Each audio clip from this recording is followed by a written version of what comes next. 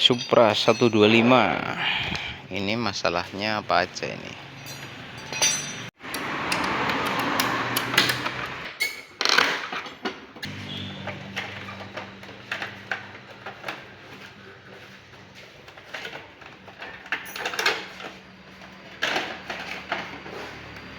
Oke, cek audio engine seperti apa suaranya.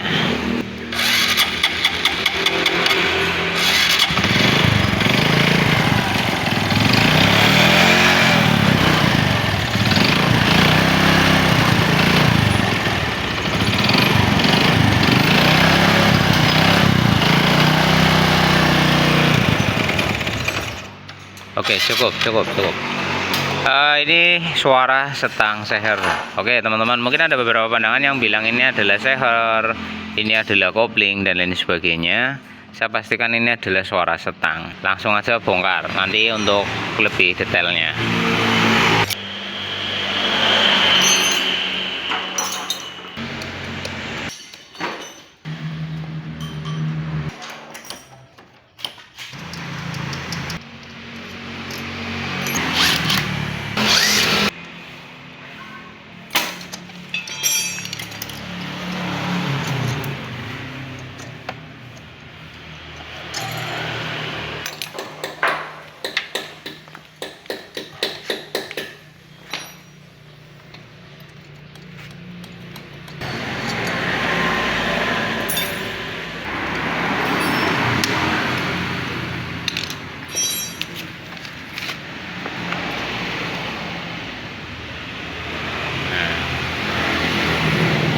Coba ini dicek ketukannya.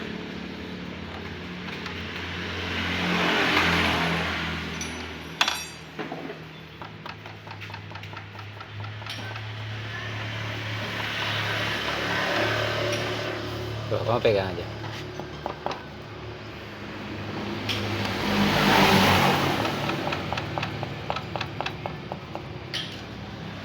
Susah.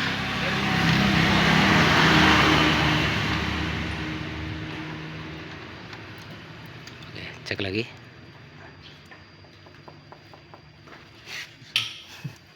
Pegang itu. Bunyi sih itu.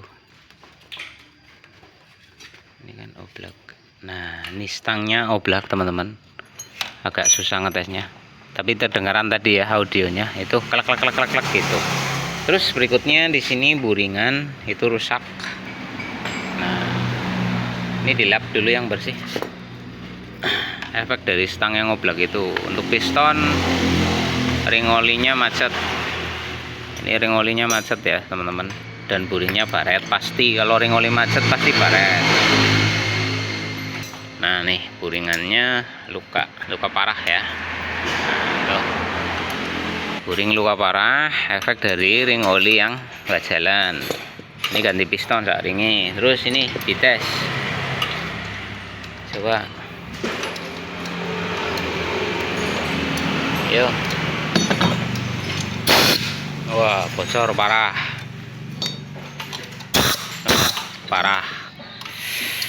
Ini yang bikin loyo dan nggak bertenaga. Ini sudah posisi netral knocknya, bocor parah. Jadi skur klep, ganti piston, ganti stang. Oke, seperti itu. Ini akan belah tengah, nanti ganti stang. Untuk kopling dan lain sebagainya nanti kita informasikan kembali.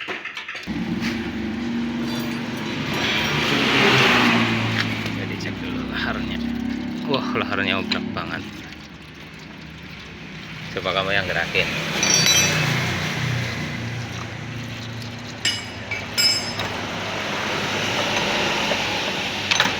Oblak. Oke, cukup. Nah, ini lahar mesin tengah goyang ya. Udah fix setang, lahar. Kita lihat kampas gandanya. Oke, kampas gandanya masih, tapi udah tipis ya. Nah, yang bagian sini ini udah lebih datar daripada bagian yang sini. Karena ketika dia ngangkat, yang nempel pertama kali ini bagian belakangnya itu pertanda sudah aus. Harusnya bareng. Terus untuk lonceng masih bisa pakai. Ini oblaknya parah ini. Kopling manualnya. Nah, di sini kampasnya ini nggak kebakar sih. Kayaknya masih bagus ya. Kampas manual masih bagus. Ganda misal nggak diganti bisa, nanti diganjel aja. Misal mau ganti sekalian ya enggak apa-apa kalau ada uangnya. Nah, ini seperti ini. Nah, kalau udah kayak gini enak ini ngeceknya ini. Coba Yan, tolong dipegangin. Tanganmu loh, kena kamera. Ini oh ya. Susah. Aku angkat.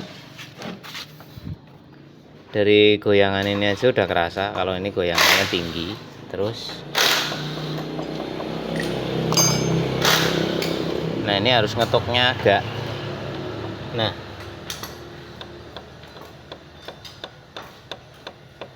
dengar?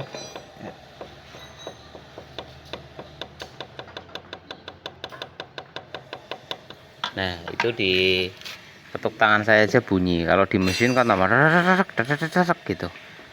Oke. Ini permasalahannya apa saja nanti dicek lagi. Tapi kalau suara dasarnya itu suara stang yang paling kencang, seher juga. Nah, nanti tenaga dan lain sebagainya itu ngikuti ya. Berarti ganti stang, ganti lahar, ganti seher, sekur klep, seal klep dan lain sebagainya ganti. Kalau klepnya tergantung, kalau sealnya ya nanti ganti. Oke, stang sehernya udah dibongkar dan udah diganti juga. Sekarang kita cek kerusakannya itu apa ya teman-teman. Nah, di bagian ini teman-teman perlu dicek untuk mengetahui. Jadi kalau teman-teman bongkar atau ganti stang, itu alangkah baiknya teman-teman melakukan pengecekan pada barang bekasnya untuk tambahan pengalaman. Nah, jadi kalau suaranya seperti ini, seperti itu, kalian jadi tahu apa yang rusak gitu. Nah, di sini tidak ada kerusakan, berarti kan ya, mulus, tidak ada yang terlalu ekstrim. Terus di sini, di bagian sini juga tidak ada yang ekstrim mulus. Tapi masalahnya ada di sini. Nah, tekno, ini namanya luka salah satu sisi ya teman-teman. Jadi bunyinya kayak gitu, ngetek. Ngeteknya jika digas sedang ya, digas sedang makin tinggi makin kencang. Posisinya seperti ini. Nah, kayak gini. Ini jika misal ya, posisi yang luka itu ada di, nah seperti ini di sini. Yang luka saya perhatikan. Nah, di sini dia yang luka di sini. Lalu tergantung posisi dia di bawah atau di atas pada krukas. Ini dicek kayak gini, bunyi. Nah, ini tanpa beban aja dia bunyi, apalagi ada beban. Namun jika diputar seperti ini, nah bagian yang luka itu ada di samping ya, yang luka tadi di sisi sini, ini tidak akan bunyi ya. Nah, ini sering mengecoh teman-teman bengkel. Misalnya ada motor suaranya ngetek, lalu dibongkar pistonnya. Nah, pistonnya memang luka ya, seperti ini. Gara-gara pistonnya enggak luka, buringnya yang luka. Gara-gara ring olinya itu tidak bekerja alias mampet. Akan ada banyak teman bengkel yang vonis, oh ini cuma pistonnya, ganti pistonnya aja ntar suara ngeteknya hilang. Setelah diganti seker, dipasang masih ngetek. Akan tetapi pada waktu ngetes setang, ini kita tidak tahu lukanya di posisi mana. Makanya ngecek setang itu diputar, ketuk, diputar, ketuk, diputar, ketuk. Jadi dari posisi TMA, TMB, posisi stay tengah itu dicek semua teman-teman. Karena kalau kasusnya luka seperti ini, nah ini kalau dia posisi di atas atau TMA lurus sejajar, ini diketuk bunyi. Pada posisi TMB itu diketuk tidak bunyi. Karena gini, ketika berada di TMA, nah kan seperti ini, dites. Kan ada seperti ini saya gambarkan aja. Nah kayak gini misal, nah kan bunyi, karena ada celah, tek tek tek tek tek tek. Nah ketika di TMB, nah seperti ini, kan kita nekannya dari depan sini. Nah ini pas di sini posisi presisi, sehingga diketuk tidak bunyi. Apalagi di samping seperti ini, nah posisi stang atau seher di garis tengah ya, di langkah dinamis, ini presisi banget, tidak akan bunyi. Karena bagian sini sama bagian sini tidak ada luka. Nah, jadi ngeceknya harus di mana titik lukanya. Nah, luka ini biasanya terjadi di TMA atau TMB, maksudnya pada gerak piston itu sendiri. Nah, untuk ngeteknya kan diketuk gini toh. Ini saya udah pernah ngalami terkecoh. Jadi diketuk-ketuk kadang bunyi kadang enggak. Digoyang misalnya seperti ini ya teman-teman. Nah, ini digoyang kayak gini gerakannya dikit. Apalagi posisi seperti ini hampir enggak ada kejanggalan. Tapi suara mesin tetap ngetek.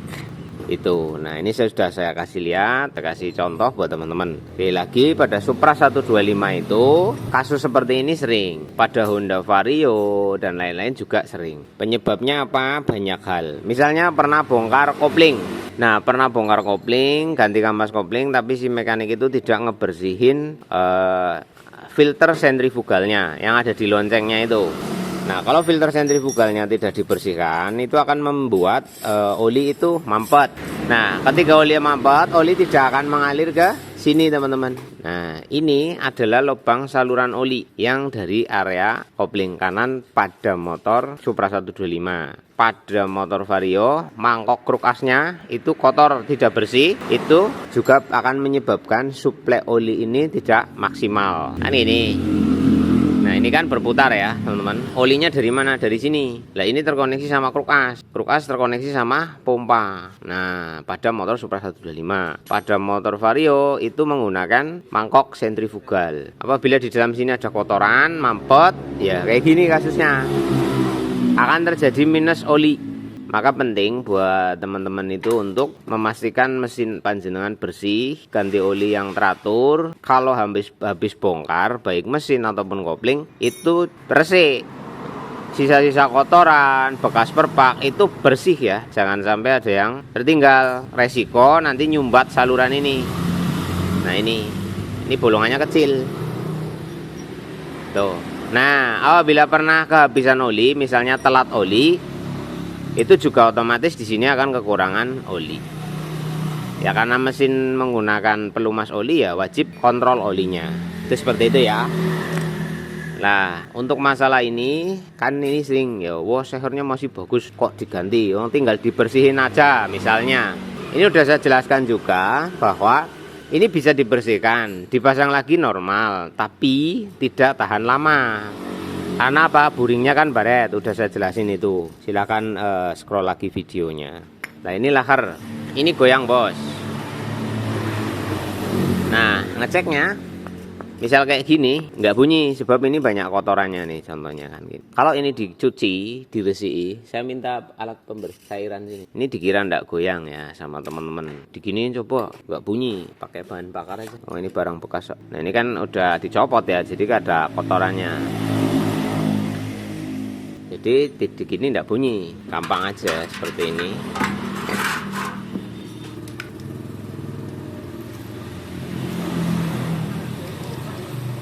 Nah, ini kotorannya di dalam, kita bersihkan agar kayak pasir atau kotoran-kotoran oli itu bersih dulu.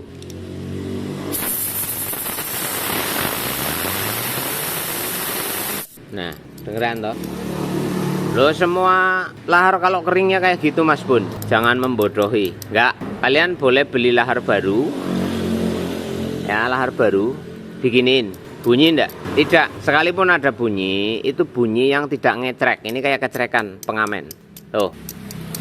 Itu pertanda dia itu oblak. Nah, kalau mau lebih yakin diginiin aja. Pegang tengahnya, ini digoyang. Nah, ini goyang bos. Loh, baru juga goyang. Ya, tapi kan ada toleransi goyangnya. Kalau semua yang goyang itu dianggap normal, kalian nggak akan jadi orang yang teliti nantinya. Nah, itulah ilmu yang tidak akan didapatkan sekolahan, yaitu feeling. Karena di sekolahan nggak ngajari feeling. Feeling itu didapat dari pengalaman. Feeling dapat secara teoritis, tapi sifatnya sangat imajinatif, jadi kurang realis. Nah, kalau orang yang sudah terjun ke lapangan atau sudah pernah praktek, selain dia dapat teori feeling, kan sifatnya imajinatif, itu udah praktek, udah ngerasain. Oh, goyangan yang lahar baru ori itu segini, kan gitu. Tangannya itu sarafnya nyampein informasi otak, jadi paham. Oh, kalau segini normal, kalau segini tidak normal, gitu loh bos. Jadi itu teman-teman, itu kalau nyari ilmu referensinya di kolom komentar bagus, tapi jangan asal terima, karena yang berkomentar itu belum tentu orang yang berpengalaman. Ya, bisa jadi dia cuma nonton channel lain lalu ada perbandingan terus jadi ahli komen. Oh enggak gitu, itu enggak apa-apa kan, enggak gitu. Terus laharnya Supra 125 sama laharnya Vario itu goyangannya berbeda, Bos. Jangan dibanding juga sama motor yang gede. Motor gede itu akan ocelok ya. Motor gede pasti ocelok. Enggak mungkin enggak ocelok. Karena apa? Beban besar. Suhu tinggi, pemuaiannya harus ada ruang cepat. Nah, setelah dibersihkan kalian bisa putar seperti ini. Nah, itu putarannya kan tidak rata, Bos. Ini udah dibersihin loh. Itu menandakan bahwa bola-bola pelor di sini ada yang mengalami luka sehingga putarannya tidak rata. Setelah diputar-putar seperti ini, suara kempleteknya itu berkurang karena pelornya juga berputar. Seperti pen yang ini, Bos. Nah, ini kan lukanya tidak sepenuhnya. Ya, jadi pada sisi tertentu dia tidak bunyi. Sama dengan pelor lahar itu ada luka di satu sisi tertentu. Jika yang luka sedang berada di sisi sini, itu tidak akan timbul suara. Tapi jika lukanya sedang posisi di tumpuan atau di poros intinya, itu akan bunyi. Nah, nih. Nanti akan terdengar halus. Nah, tuh, ya kan? Tapi jika pelornya bergerak ke sisi luka, ngeritik lagi. Nah, itu pengalaman laker ya, teman-teman ya. Karena gini, kalau kalian tidak memahami ini, nanti kalian bongkar pasang 2 kali. Vonis pertama misalnya, wah itu cuma sekernya yang bikin ngetek karena lobok atau karena aus. Kenapa harus ganti stang? Akhirnya ndak ganti stang. Setelah pasang seker, dirakit semua, ya lem perbak oli udah masuk, ternyata masih ngetek. Ternyata stangnya luka kayak gini. Thank you buat semuanya. Nanti kita lanjut lagi di bagian testing. Karena ini motor sudah dibongkar, sudah diganti dan saya kasih tunjuk ini kerusakannya. Tinggal bagian ngetes. Assalamualaikum warahmatullahi wabarakatuh. Kali ini kita akan coba setel untuk Supra ini. Ini udah dites dan udah kita nyatakan finish ya. Nah, untuk yang punya motor ini sekarang boleh dengerin apa suaranya sekarang udah kayak gimana ya. Oke. Kita kontak lalu kita start. Nah, seperti ini untuk Supranya. Ini rem belakang di rantai tidak diganti ya, belum. Kalau mau diganti ya nanti ditangani. Kita kemarin fokus suara mesin dulu. Nah, ini Supra yang suaranya tak gitu teman-teman. Kalau digas itu ada suara, sekarang udah sembuh ya. Nah, kemarin itu ya ada di video sebelumnya untuk Supra ini kalau digas gini gitu kan. Nah, ini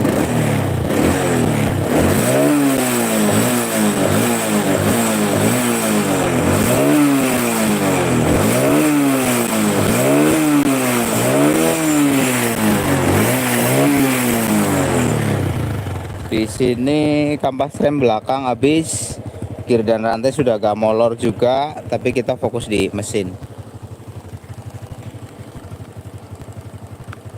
Nah teman-teman, kita akan berbagi tips untuk setting.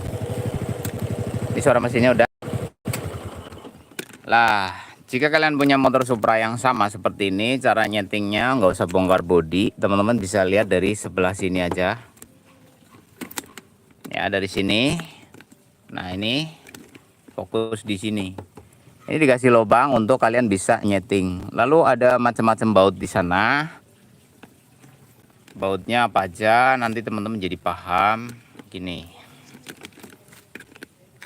Nah, di sini fokus di sini. Ntar saya zoom aja. Nah, gini ya. Sip. Oke, ini ngintip dari bodi samping seperti ini ya. Nah, ini ya. Biar lebih fokus di sini. Nah, teman-teman di sini tobengnya tanah pasir. Yang di depan ini untuk setelan langsam. Jadi makin ke kanan ini akan makin besar. Kita contohkan ya, kita contohkan nih. Nah, ini misalnya di RPM sekian, teman-teman ini mau dikecilin, misal kalau mau dikecilin ini baut yang ini ya. Nah, dia mengecil. Nah, terus kalau diputar ke kanan dia makin gede. Nah, makin besar dia, makin besar. Nah, cari yang paling pas. Jangan kegedean, jangan kekecilan. Ini ngatur langsam. Misal segini ya, teman-teman. Carilah di 1500 atau 1600 RPM. 1300 boleh. Kalau terlalu kecil nanti kruk as laharnya cepat oblak dalam jangka panjang. Tapi orang Indonesia itu kalau punya motor itu dicari langsam paling rendah, itu paling bagus katanya. Kalau bisa kecil banget gak mati itu bagus. Gak gitu juga. Jadi 1500 lah ya, segini. Pokoknya mesin paling stabil, hentakannya sama. Ini akan awet, kampas ganda, karet ganda, kopling ganda, kemudian lahar kruk as, seker itu sendiri, jadi lebih awet. Apa iya gara-gara RPM terlalu kecil aja motor jadi cepat rusak? Ya, jadi cepat rusak karena ini motor poros sengkol bulat. Kalau putarannya terlalu kecil dia bultannya agak berat, setang seher jadi cepat rusak, seher jadi cepat rusak, kopling ganda jadi cepat bunyi, kopling jadi cepat oblak. Banyak banget dampaknya gara-gara langsam terlalu kecil.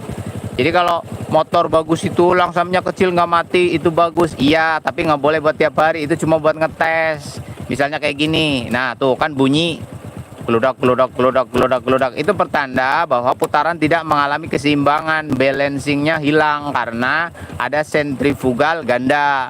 Nah kalau sentrifugal ganda ini mengalami kembang kempis yang nggak seimbang, kampasnya cepat rusak, lahar kerkas cepat oblak, karet kopling cepat oblak gitu.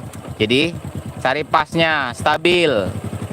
Nah, cari paling stabil dentumannya tapi nggak kegeden ya, nggak kegeden. Terus cara gampangnya lagi cari langsam aman, kopling ganda aman, mesin aman. Caranya kayak gini, kalian masukin gigi. Nah, giginya masukin, ceklok ya. Nah, roda belakang kan ikut muter ya, gigi masuk, roda belakang ikut muter, kalian rem, set. Nah motornya nggak mati, itu aman bos ya. Nah tuh, tapi kalau mesinnya kebeban gede-gede berarti gandanya terlalu open, ganda terlalu open. Ini gigi masuk, roda belakang direm, nggak muter tapi mesin tetap stabil, itu udah bener aman, langsam aman. Oke. Tapi kalau direm motornya mati, langsamnya kegeden. Kalau langsamnya belum gede tapi direm kok mati, berarti koplingnya terlalu open. Gampang aja sih. Nah ini aman, nggak ngerusak ya. Sip, dah paham. Itu misal cari nilai langsamnya.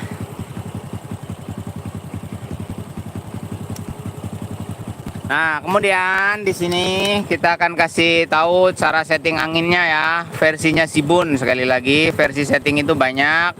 Versi setting itu macam-macam. Nah, sekarang lihat ini. Nah, fokus di sini. Ya, Bang ya. Yang ini nih.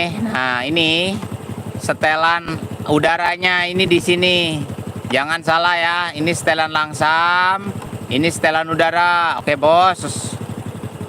Caranya gini ya bos ya, masukkan obengnya seperti ini, lalu abang-abang bisa putar gasnya, ditahan di posisi tetap hidup ya, motor tetap hidup, ditahan gasnya. Kalau mau mati gasnya ditambah, ingat kalau mau mati gasnya ditambah. Ini putar ke depan atau ke kanan ya, ditutup dulu, nutupnya nggak usah dihitung ya, nutupnya nggak usah dihitung, tahan mesin jangan sampai mati. Tahan. Kalau kayak gini kan mau mati nih ya, ini udah mentok, ini udah mentok, lalu kalian hitung di sini. Kalau saya ngitungnya kayak gini, ini 1 2 3 setengah, itu hitungannya 3,5 trip putar obeng ya. Ini udah pas 3,5 putaran, masing-masing 180 derajat. Paham dah di sini? Itu cara setting saya. Ya, buat yang masih kayak anak PAUD, kalau satu putaran itu 360 derajat, bodoh amat. Saya udah bilang, ini versi setelan saya, satu putaran obeng hitungannya satu putaran. Kalau diderajatin 180 derajat, nggak usah berdebat. Satu putaran itu 360 derajat, itu bukan satu putaran, namanya setengah putaran, bodoh amat. Intinya saya gampangnya ngitungnya kayak gitu. Ya, ya, oke, cukup. Sudah paham, ini tidak saya ulang-ulang lagi. Saya kasih satu putaran lagi untuk lebih memantapkan nih. Gara-gara 360 aja ribut kadang-kadang. Enak PAUD. Nih, tutup aja, nggak usah dihitung ya. Tutup aja, nggak usah dihitung. Tahan motor, jangan sampai mati. Lalu kalian mulai hitung. 1, 2, 3 setengah. Udah, 3 setengah. Ya, 3 setengah tuh putaran obeng saya. Mau ributin 360 jembut lah, gak urusan saya. Intinya kalian paham mudeng maksud saya. Tuh, pada motor tipe ini 3,5 putaran obeng versinya Shibun.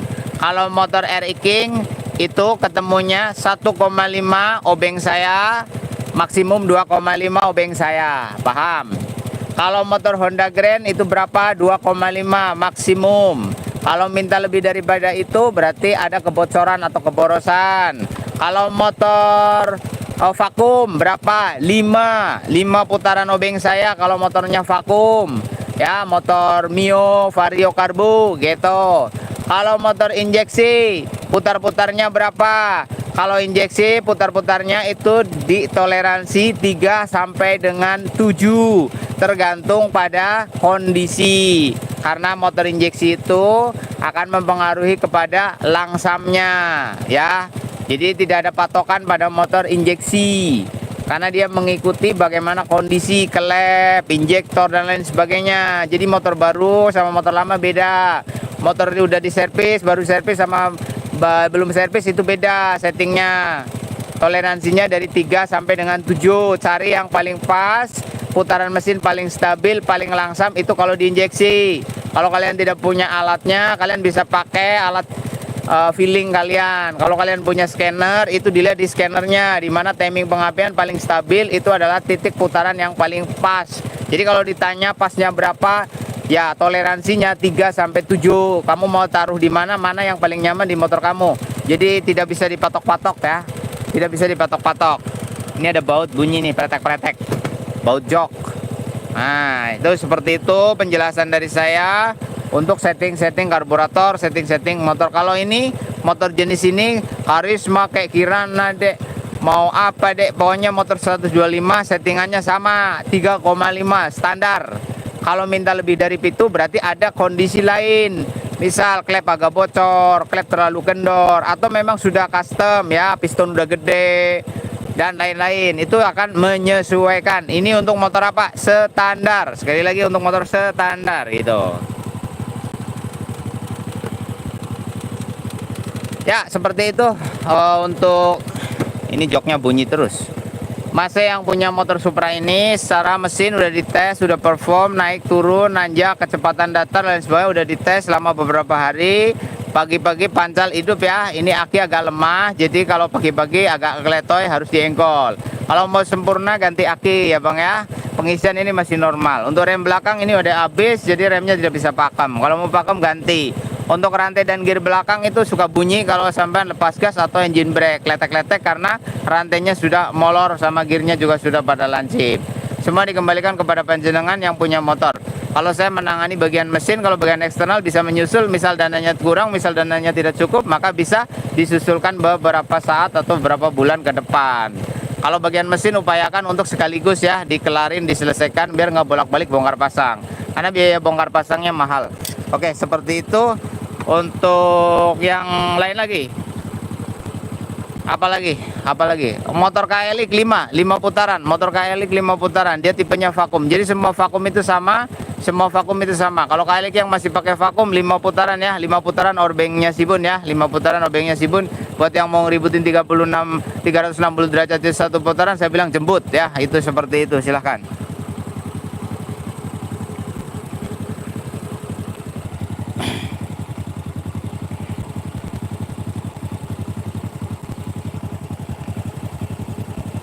Kalau cewek cantik mau nggak dibonceng Supra? Mau aja. Yang penting di bawah joknya isi uang banyak.